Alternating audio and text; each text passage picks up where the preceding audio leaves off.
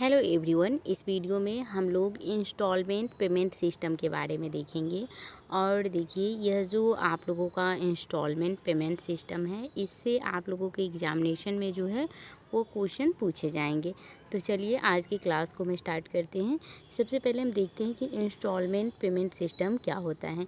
और देखिए, मैंने प्रीवियस वीडियो में आप लोगों को बताया था कि हायर परचेज सिस्टम क्या होता है। अगर आप लोगों ने उस वीडियो को नहीं देखा है तो आप हमारे चैनल पर जाकर उस वीडियो को देख सकते हैं। अगर उस वीडियो को देखिएगा तब इस वीडियो को देखिएगा तो आपको ज़्यादा समझ में आएगा। तो चलिए आज की क्लास को हम स्टार्ट करते हैं। देखिए, किराया क्रय पद्धति, जिसे कि हम लोग हायर परचेज सिस्टम करते थे, तो उसी से मिलती जुलती जो है यह माल बेचने की एक अन्य पद्धति है। यानी कि इंस्टॉलमेंट पेमेंट सिस्टम में भी जो है क्या किया जाता है कि गुड्स को बेचने का काम किया जाता है। और इसमें जो होता है वह भुगतान पद्धति के नाम से प्रसिद्ध है। यानी कि इंस्टॉलमेंट पेमेंट सिस्टम को हम लोग क्या कहते हैं, हिंदी में किस्त भुगतान पद्धति कहते हैं। और इस सिस्टम के अंतर्गत क्या होता है कि कोई भी क्रेता होता है, उसको माल की पूरी रकम जो है वह भुगतान एक साथ नहीं करना पड़ता है, बल्कि वह किस्तों में जो है वो भुगतान करता है। साथ ही जो माल का स्वामित्व होता है वह क्रेता पर तुरंत हस्तांतरित हो जाता है।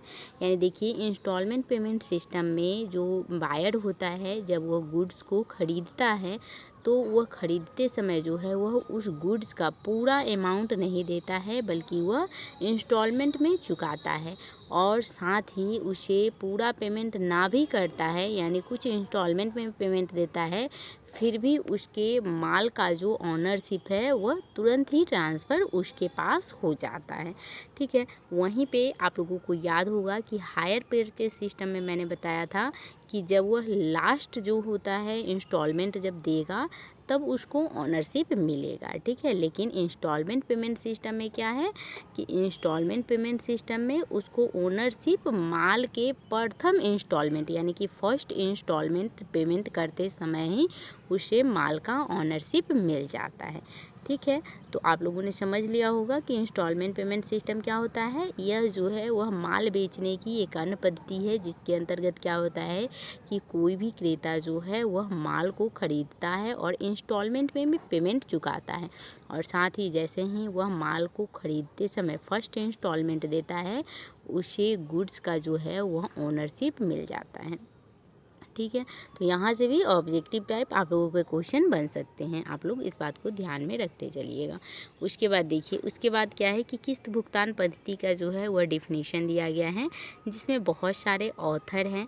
साथ ही इसका एक सामान्य परिभाषा और एक आदर्श परिभाषा भी दिया गया है। अब देखिए, इंस्टॉलमेंट पेमेंट सिस्टम को हम लोगों ने समझ लिया। सारे ऑथर का आप लोग डेफिनेशन देख सकते हैं।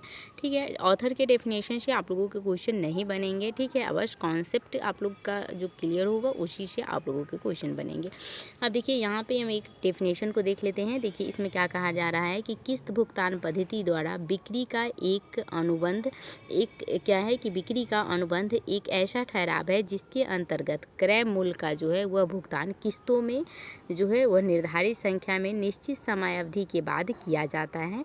जैसे कि क्रेता बिक्री अनुबंध पर हस्तांतरण, यानी कि जो क्रेता होता है वह सेल्स जो कॉन्ट्रैक्ट होता है उस पर हस्ताक्षर करता है और प्रथम किस्त का भुगतान करता है, वैसे ही तुरंत माल का अधिकार और जो स्वामित्व है वह विक्रेता से जो है वह क्रेता को हस्तांतरित हो जाता है। देखिए, विक्रेता का फिर माल पर कोई अधिकार नहीं रह जाता है। यानी कि जैसे ही सेलर से वह गुड्स जो है वह क्रेता को ट्रांसफ़र होगा, वैसे ही विक्रेता का उस माल पे कोई अधिकार नहीं रह जाएगा। सारा अधिकार किसका हो जाएगा, तो बायर का हो जाएगा, यानी क्रेता का हो जाएगा। ठीक है। इसके लिए यदि क्रेता द्वारा किसी किस्त का भुगतान न किया जाए तो विक्रेता जो है उस पर दावा कर सकता है। यानी कि देखिए, यदि मान लीजिए कि गुड्स जो है वह क्या करता है कि क्रेता ले लिया, लेकिन क्रेता क्या कर रहा है कि वह किस्त का भुगतान नहीं कर रहा है। ठीक है। तो विक्रेता जो है उस पर उस भुगतान के लिए जो है वह क्लेम कर सकता है। अब देखिए, किस्त भुगतान पद्धति बिक्री की एक ऐसी पद्धति है जिसमें आपसी अनुबंध के अनुसार जो है वह संपत्ति का स्वामित्व बिक्री के साथ ही विक्रेता को हस्तांतरित हो जाता है। एवं संपत्ति की जो सुपुर्दगी है उसको क्रेता को कर दी जाती है। यानी कि जो भी एसेट्स है वो किसको सुपुर्द कर दिया जाता है, तो क्रेता को दे दिया जाता है। और बिक्री की राशि का भुगतान किस्तों के द्वारा होता है और ब्याज की किस्त में शामिल हो सकता है। किस्त के अतिरिक्त भी दिया जा सकता है। किसी भी भुगतान में त्रुटि की दशा में जो है वह विक्रेता को माल वापस लेने का अधिकार नहीं होता है। अब देखिए यहाँ क्या कहा जा रहा है कि मान लीजिए कि कोई सेलर है वो गुड्स को बेच दिया, ठीक है, तो अगर उसने किसी भी प्रकार के, ठीक है, यानी कि यदि उसने किसी भी प्रकार के भुगतान में त्रुटि हुआ है तो विक्रेता जो है वह माल को वापस लेने का उसको अधिकार नहीं ले रहता है। क्यों नहीं रहता है? क्योंकि जैसे ही विक्रेता से गुड्स जो है, ठीक है, जैसे ही विक्रेता से जो गुड्स है वह ट्रांसफ़र होगा किसको, क्रेता को, तो क्रेता को ट्रांसफ़र होते ही इस गुड्स पे ऑनरशिप किसका हो जाएगा, बायर का हो जाएगा, ठीक है। तो अब गुड्स से जो अधिकार है वह विक्रेता का ख़त्म हो गया है, ठीक है। तो वह माल को विक्रेता जो है यानी जो सेलर है वह माल को वापस नहीं ले सकता है। वह अदत्त मूल्य के लिए केवल दावा कर सकता है, यानी कि वह जो भी उसका आउटस्टैंडिंग जो भी उसका प्राइस है उसके लिए जो है वह क्लेम कर सकता है। और इस प्रकार की बिक्री की विभिन्न शर्तें जो है वह अनुबंध में दी हुई रहती है। यानी कि जब सेलर और बायर के बीच सेलिंग करने के लिए जो कॉन्ट्रैक्ट हुआ है उसमें सारा जो है वह कंडीशन दे रखा होता है, ठीक है। और यदि मान लीजिए कि विक्रेता ने किसी प्रकार की गलती की है तो वह माल को वापस तो नहीं ले सकता है, लेकिन जो भी उसका जो उस गुड्स पे जो भी बकाया मूल्य होता है उसको लेने के लिए जो है वो क्लेम कर सकता है, किसके प्रति, क्रेता के प्रति। आई होप कि आपको समझ में आ गया होगा इंस्टॉलमेंट पेमेंट सिस्टम। अब देखिए हम इसकी कुछ कैरेक्टरिस्टिक को देखते हैं कि इसमें क्या है दिया हुआ। देखिए इंस्टॉलमेंट पेमेंट सिस्टम का प्रथम विशेषता क्या है कि उधार बिक्री का होना है, ठीक है। इंस्टॉलमेंट पेमेंट सिस्टम के अंतर्गत क्या होता है कि माल की बिक्री जो होती है, माल की बिक्री तो होती है और इसकी सुपुर्दगी जो है वह किसको की जाती है, क्रेता को दी जाती है, परंतु इसका पूर्ण भुगतान बिक्री के समय नहीं होता है। यानी कि इसका पूरा भुगतान जो है यानी पूरा जो पेमेंट है वह बिक्री के समय नहीं होता है, इसलिए यह बिक्री उधार बिक्री है, ठीक है। यानी कि जो हमारा इंस्टॉलमेंट पेमेंट सिस्टम होता है वह किस प्रकार की बिक्री है, तो यह एक उधार बिक्री है, ठीक है, जिसमें इंस्टॉलमेंट में पेमेंट चुकाया जाता है। दूसरा इसका कैरेक्टरिस्टिक है कि भुगतान किस्तों में होता है, यानी कि जो हमारा किस्त भुगतान पद्धति है इसमें क्रेता को सबसे अधिक सुविधा होती है। क्यों सुविधा होती है? क्योंकि उसे माल की कीमत जो है वह किस्तों में भुगतान करनी पड़ती है। किस्तों की राशि तथा इसके भुगतान का समय क्रेता व विक्रेता के आपसी ठहराव द्वारा तय किया जाता है। यानी जो सेलर है और जो बायर है उनके बीच जो आपसी ठहराव होगा उसके द्वारा जो है वह तय किया जाता है। उसके बाद है कि माल की सुपुर्दगी क्रेता को होना। अब देखिए जो हमारा सेल का कॉन्ट्रैक्ट होता है, यानी जैसे हमारा सेल का कॉन्ट्रैक्ट हुआ होते ही माल की सुपुर्दगी जो है वह किसको हो जाती है, क्रेता को हो जाती है। साथ ही जो हमारा सौदे होते अब देखिए इसका नेक्स्ट कैरेक्टरिस्टिक क्या है कि सौदे होते ही यानी कि सौदा होते ही स्वामित्व का हस्तांतरण हो जाता है, ठीक है। यानी कि जैसे ही सेलर से, ठीक है, जैसे ही सेलर से जो गुड है वह बायर के पास गया, ठीक है, बायर के पास जैसे ही वो गुड गया वैसे ही माल का जो ऑनरशिप है, ठीक है, यानी जो माल का ऑनरशिप है जिसे स्वामित्व कहते हैं, ऑनरशिप जो है वो किसको ट्रांसफ़र हो जाएगा, तो क्रेता को ट्रांसफ़र हो जाएगा। तो इंस्टॉलमेंट पेमेंट सिस्टम का यह भी एक कैरेक्टरिस्टिक है, ठीक है। यानी क्रेता को बिक्री परिसुविधा के बाद तुरंत ही माल का स्वामित्व जो है वह प्राप्त हो जाता है। उसके बाद नेक्स्ट कैरेक्टरिस्टिक है कि किस्त के भुगतान में त्रुटि होने पर विक्रेता को दावा करने का अधिकार होता है। यानी क्रेता द्वारा किसी भी किस्त का भुगतान न किए जाने पर विक्रेता उसके ऊपर क्या कर सकता है, क्लेम कर सकता है भुगतान पाने के लिए। उसके बाद देखिए नेक्स्ट कैरेक्टरिस्टिक को, इसमें क्या कहा जा रहा है कि किस्त के भुगतान में त्रुटि होने पर भुगतान की किस्तों का विक्रेता द्वारा जब्त न करना। अब देखिए यहाँ क्या कहा जा रहा है कि यदि किस्त के भुगतान हुआ है और किसी प्रकार का उसमें त्रुटि हो गया है तो इसके भुगतान जो है वह किस्तों के द्वारा जो है वो विक्रेता द्वारा जब्त न करना है। यानी कि यदि भुगतान में बायर ने किसी प्रकार की त्रुटि हुई है और गलती किसका है, क्रेता का है, तो क्रेता जो है वह माल को जब्त नहीं कर सकता है। ठीक है, यानी किस्तों द्वारा विक्रेता द्वारा जब्त न करना। अब देखिए इसमें क्या कहा जा रहा है कि यदि क्रेता ने किसी भी किस्त के भुगतान करने में त्रुटि की है तो विक्रेता को यह अधिकार नहीं है कि वह क्रेता द्वारा जो है वह उस समय माल के भुगतान की दी हुई जो किस्त है उसको जब्त कर ले और पूरे मूल्य के लिए क्रेता पर दावा करे।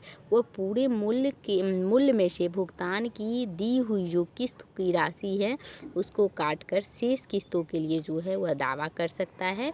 और ऐसा इसलिए कि माल का स्वामित्व जो है वह किस पे हस्तांतरित हो गया है, क्रेता पे हो गया है।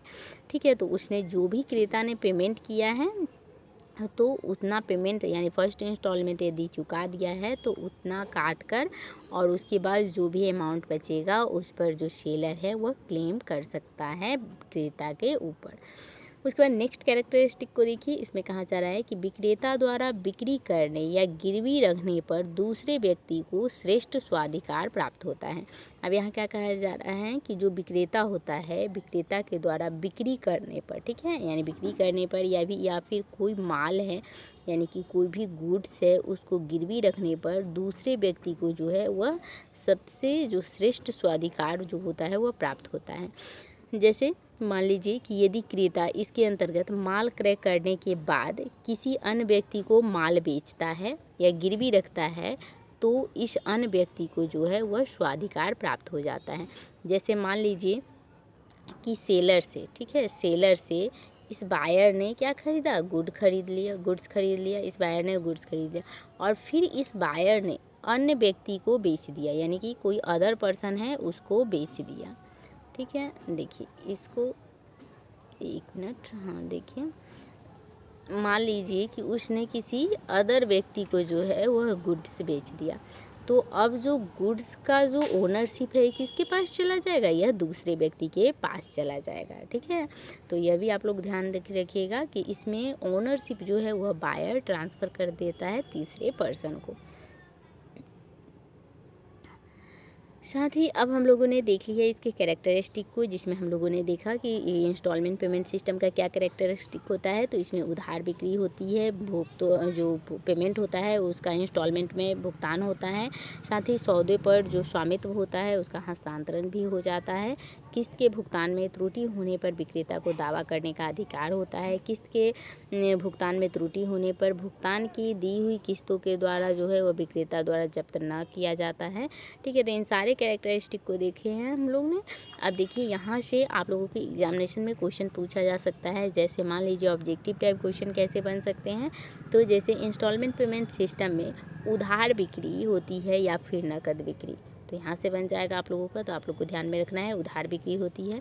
साथ ही इंस्टॉलमेंट पेमेंट सिस्टम में जो है वो इंस्टॉलमेंट में पेमेंट किया जाता है और फर्स्ट इंस्टॉलमेंट के पेमेंट होते ही ओनरशिप क्रेता को ट्रांसफ़र हो जाता है। ठीक है, साथ ही इसमें विक्रेता को जो है माल जब्त करने का अधिकार नहीं होता है, लेकिन वह भुगतान के लिए क्लेम कर सकता है क्रेता के ऊपर।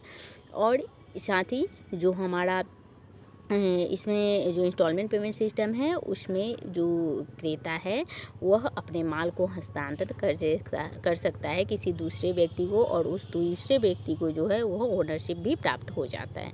ठीक है, तो ये सारे पॉइंट आप लोगों को ध्यान में रखने हैं। यहाँ से आप लोगों के क्वेश्चन ऑब्जेक्टिव टाइप बन सकते हैं। अब चलिए, अब हम इसके जो हमारा हायर परचेज सिस्टम था और जो हमारा इंस्टॉलमेंट पेमेंट सिस्टम था इसके कैरेक्टरिस्टिक को देखते हैं। देखिए, हायर परचेज सिस्टम को हम लोगों ने अच्छे से पढ़ा है। ठीक है, तो अब इन दोनों में क्या डिफरेंस है। अब देखिए, हायर परचेज सिस्टम और जो हमारा इंस्टॉलमेंट पेमेंट सिस्टम है इसमें कुछ समानताएं हैं लेकिन इसमें कुछ अंतर भी है। अब देखिए अंतर क्या है और समानताएं क्या है। तो देखिए, जो हमारा हायर परचेज सिस्टम था वह भी उधार बिक्री की एक प्रणाली थी और साथ ही जो हमारा इंस्टॉलमेंट पेमेंट सिस्टम है यह भी क्या है, उधार बिक्री होती है। ठीक है, लेकिन इन दोनों में अंतर है। अब देखिए अंतर क्या है। तो देखिए, जो हमारा हायर परचेज सिस्टम होता है इसमें क्या है कि जो हमारा हायर परचेज सिस्टम है इस स्वभाव एवं किराया प्रस्विदे की तरह, यद्यपि यह बाद में बिक्री की जाती है। यानी कि हायर परचेज सिस्टम में जो है वह बाद में बिक्री होती है। वहीं पे जो हमारा इंस्टॉलमेंट पेमेंट सिस्टम होता है वह स्वभाव प्रारंभ से ही एक बिक्री का जो है वह क्या होता है कि कॉन्ट्रैक्ट है। ठीक है, यानी कि यह प्रारंभ से ही, यानी कि यह शुरू से ही क्या है, एक बिक्री का जो है वह प्रस्विदा है। और साथ ही जो हमारा हायर परचेज सिस्टम है वह एक किराए की तरह होता है और यह बाद में बिक्री हो जाती है, यानी कि बाद में इसमें बिक्री होता है। उसके बाद इसमें जो हमारा हायर परचेज सिस्टम है इसमें क्या होता है कि अंतिम किस्त का भुगतान होने पर ही जो है वह ओनरशिप का ट्रांसफ़र होता है क्रेता के पास। ठीक है, वहीं पे जो हमारा इंस्टॉलमेंट पेमेंट सिस्टम है इसमें क्रेता पर स्वामित्व का हस्तांतरण जो है वह क्रेता व विक्रेता को आपसी समझौते के द्वारा बिक्री के समय ही हो जाता है और स्वामित्व का भी जो है वह ट्रांसफ़र प्रारंभ में ही हो जाता है। साथ ही जो हमारा हायर परचेज सिस्टम है उसमें क्रेता द्वारा किस्त के भुगतान न किए जाने पर विक्रेता को कुछ विशेष दशाओं में माल वापस लेने का अधिकार है। यानी जो हमारा हायर परचेज सिस्टम है इसमें यदि मान लीजिए कि यदि क्रेता ने मान लीजिए कि कोई किस्त का भुगतान नहीं किया है तो कुछ विशेष दशा में जो है वह विक्रेता जो है वह माल को वापस लेने का अधिकार है उसको। लेकिन इंस्टॉलमेंट पेमेंट सिस्टम में इसमें क्रेता द्वारा किस्त का यदि भुगतान नहीं किया गया है तो विक्रेता को माल वापस लेने का अधिकार नहीं होता है, वह दावे के लिए क्लेम कर सकता है, यानी वो भुगतान पाने के लिए क्लेम कर सकता है। ठीक है, वहीं पे क्रेता द्वारा किस्त के भुगतान न किए जाने पर विक्रेता उपयुक्त अधिकार के अतिरिक्त न चुकाई हुई किस्त के लिए दावा कर सकता है। यानी कि हायर परचेज सिस्टम के अंतर्गत जो है वह किस्त का यदि भुगतान नहीं किया जाता है तो विक्रेता जो है वह अधिकार के लिए जो